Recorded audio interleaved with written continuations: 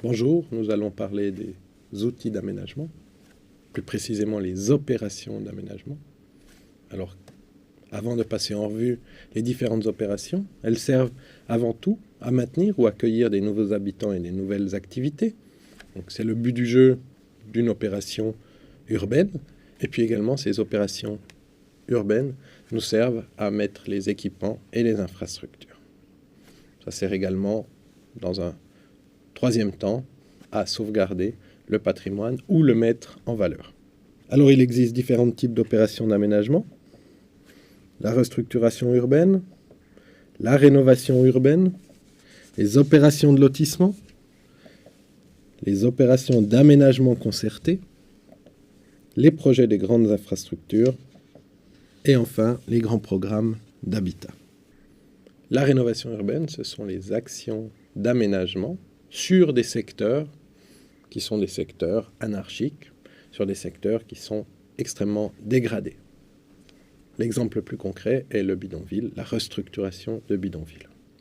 Donc en général, on vise l'amélioration des conditions de vie, et ceci passe par un certain nombre de choses qui peuvent être notamment le foncier, l'adduction en eau, donc les infrastructures et les services. C'est généralement sur ça qu'on va travailler, le foncier, les infrastructures et les services. La rénovation urbaine, c'est l'action d'aménagement sur un secteur insalubre, mais c'est finalement sa destruction totale, ou en tout cas partielle, et sa reconstruction. Donc dans la rénovation, on travaillait sur l'existant, là on le détruit pour en faire quelque chose d'autre.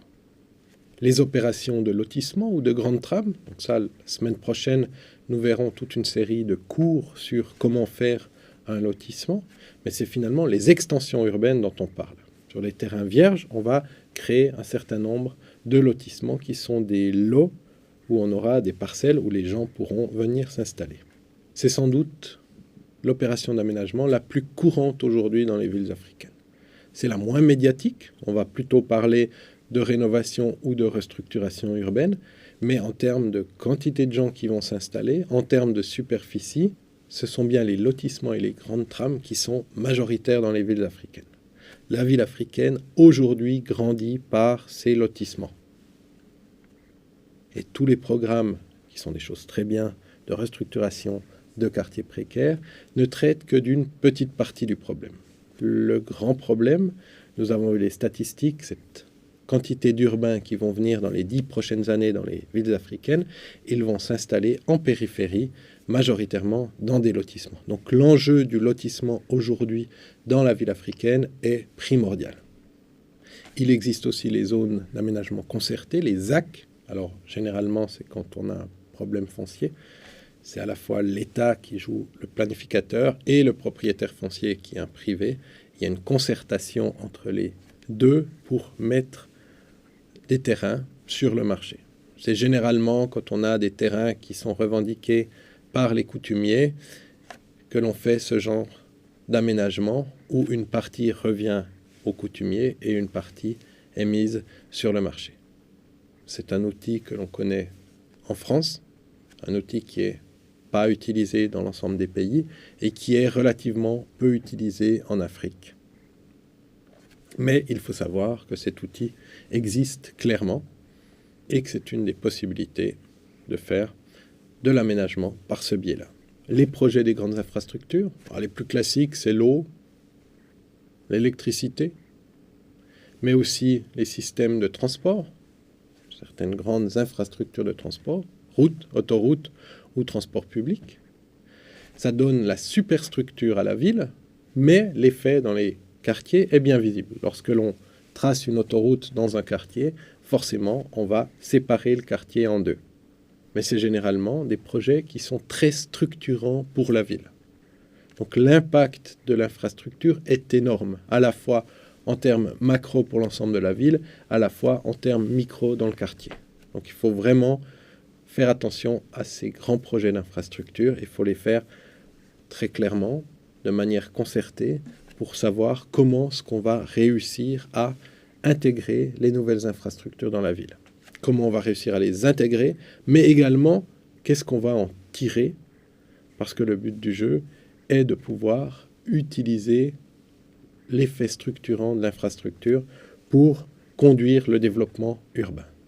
Enfin, les grands programmes d'habitat. On est à cheval entre les opérations d'aménagement et de la politique publique, politique urbaine. En général, le but est d'offrir un toit au plus grand nombre. Donc on va faire des programmes d'habitat. Et on peut être sur des parcelles spécifiques, quelques parcelles, ou au contraire sur l'ensemble de la ville. Là, on est plutôt sur non plus de l'aménagement, mais de la politique publique. Les grands programmes d'habitat, ils ont eu leurs heures de gloire il y a quelques décennies. Les bailleurs de fonds, notamment la Banque mondiale, a beaucoup investi dans l'habitat avant d'arrêter totalement pour faire plus que de la parcelle assainie. On revient gentiment aujourd'hui sur ces grands programmes d'habitat parce qu'on se rend compte que au-delà du foncier, il faut aussi donner un toit aux populations les plus vulnérables et c'est par ces grands programmes d'habitat qu'on va y arriver.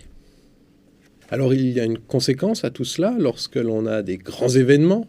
On pense au Brésil, à Rio, notamment avec la Coupe du Monde et les Jeux Olympiques qui vont suivre, mais également lorsque l'on fait des grandes infrastructures. Lorsque l'on fait ces grandes infrastructures, ça crée ou qu'on veut faire de la plus-value foncière ou qu'on fait de la rénovation urbaine. Tous ces phénomènes ont un point commun, ce sont les évictions. Ça veut dire que pour construire un nouveau stade à Pékin, il a fallu déplacer des milliers de personnes. Pour construire une autoroute à Dakar, il a fallu, pas des milliers, mais quelques centaines de personnes ont dû être déplacées puisqu'ils avaient leur logement exactement sur le tracé de l'autoroute. Ça veut dire que lorsque l'on met une infrastructure, ça crée de la plus-value foncière. Plus je mets de transport public au centre des villes, plus le prix du foncier va augmenter et plus les populations les plus pauvres n'auront plus les moyens de payer des loyers qui, eux, auront augmenté. Donc la plus-value foncière, les mécanismes qu'il y a là derrière, créent finalement des évictions. Alors, dans le premier cas cité, c'est l'État qui va déplacer les gens. On va les prendre et les déplacer. Dans le cas de la plus-value foncière, forcément, on n'est pas dans le même cas. C'est le marché qui va finalement faire que les gens vont devoir partir d'eux-mêmes, mais c'est également un cas d'éviction.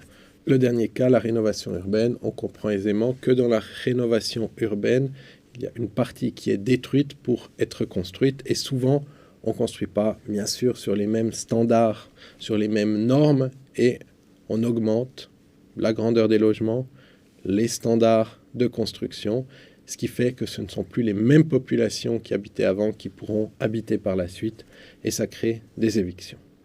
Voilà, rapidement brossé, les quelques opérations d'aménagement les plus classiques, avec leurs corollaires qui sont à chaque fois les évictions. Donc il faut bien s'interroger, avant de faire ces grandes opérations, ce que ça signifie en coût humain, en éviction, savoir si vous allez déplacer beaucoup de monde ou pas. Le zéro éviction est rarement possible, mais on devrait petit à petit tendre au maximum vers cet objectif. Il y a parfois l'impossibilité de tendre vers cet objectif, puisque on doit quand même, pour l'ensemble de la ville et l'ensemble des gens, faire passer un certain nombre d'infrastructures notamment, et on ne peut pas simplement éviter les habitations. Mais entre je déplace tout le monde et entre je déplace personne, il faut trouver une voie qui soit le plus correcte possible pour l'ensemble des habitants de la ville et surtout pour les habitants des quartiers qui sont censés, eux, être déplacés.